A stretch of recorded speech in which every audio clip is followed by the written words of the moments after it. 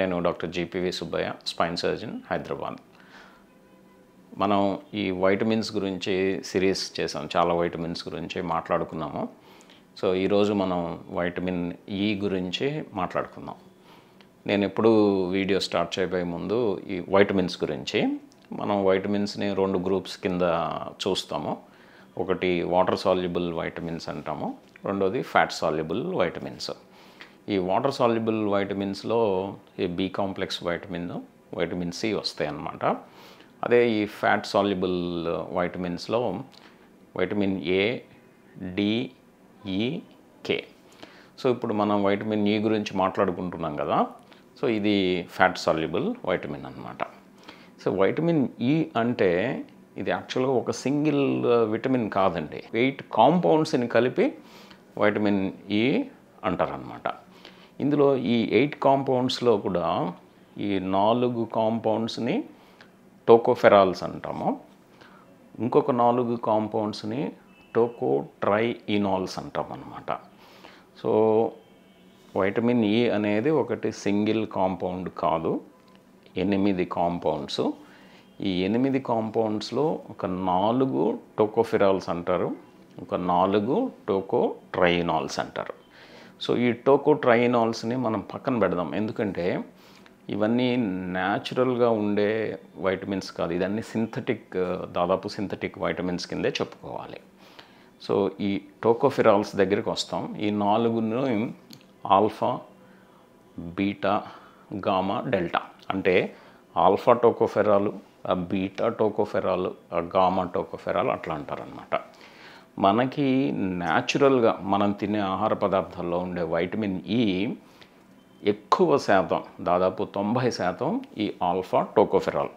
అంటే ఏంటంటే మనకున్న ఈ 8 కాంపౌండ్స్లో టోకోఫెరాల్స్ న్యాచురల్గా ఉండేవి, అందులో కూడా ఆల్ఫా టోకోఫెరాల్ చాలా ఎక్కువగా ఉంటుంది.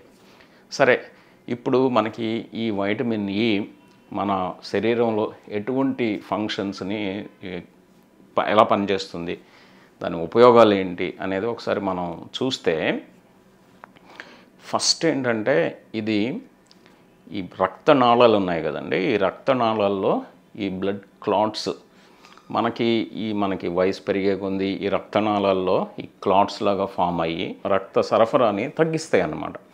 దీనివల్లనే మనకి ఈ హార్ట్ అటాక్స్ రావడం కానీ, ఈ బ్రెయిన్ స్ట్రోక్స్ రావడం కానీ జరుగుతాయి అన్నమాట. ఇది ఏం చేస్తుందంటే ఈ వైటమిన్ ఈ క్లాట్స్ ఫామ్ అవ్వకుండా అది మనకి హెల్ప్ చేస్తుంది అన్నమాట.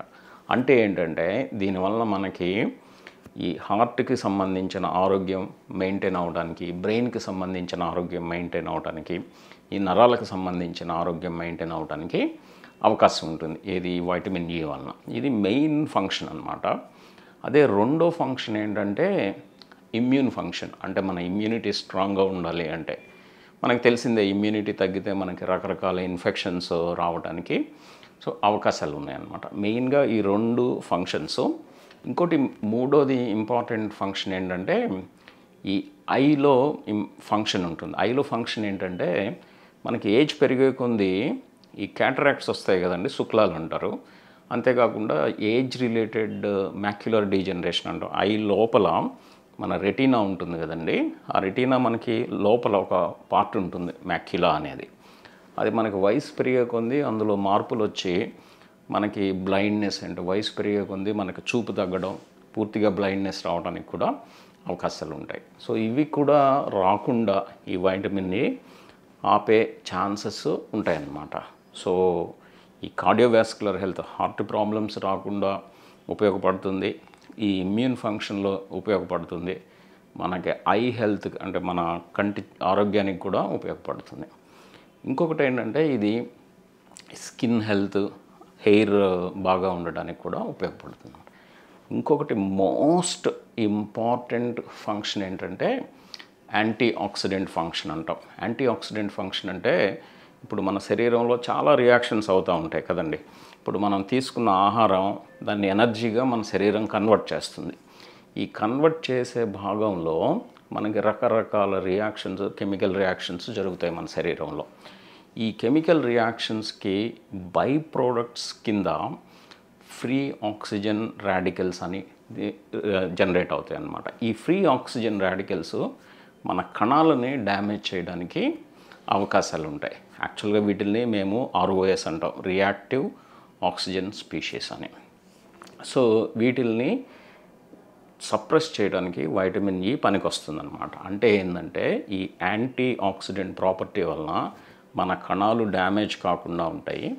దానివల్ల మనకి ఈ కణాలు డ్యామేజ్ అయితే ఏమవుతుంది, రకరకాల ప్రాబ్లమ్స్, అంటే మనకి హార్ట్ ప్రాబ్లమ్స్ రావచ్చు, క్యాన్సర్స్, ఏజింగ్ ప్రాసెస్ కూడా మనకి ఈ ఆక్సిడేషన్ ప్రాసెస్ వలన జరుగుతుంది. సో ఈ యాంటీ ఆక్సిడెంట్ ప్రాపర్టీ వలన మనకి ఇటువంటి ప్రాబ్లమ్స్ రాకుండా ఉంటాయి.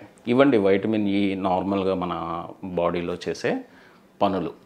మరి ఈ వైటమిన్ E తగ్గితే మనకి ఎటువంటి ప్రాబ్లమ్స్ వస్తాయి అంటే, యాక్చువల్గా ఈ వైటమిన్ E డెఫిషియన్సీ చాలా రేర్గా చూస్తామండి. అంటే ఎప్పుడో రేర్గా సో ఇది వైటమిన్ E డెఫిషియన్సీ వలన వచ్చింది అని అనుకోవడం అనేది చాలా చాలా రేర్ అనమాట. సో ఓవరాల్గా చూస్తే ఏంటంటే ఈ వైటమిన్ E డెఫిషియన్సీ చాలా రేర్గా కనిపిస్తుంది.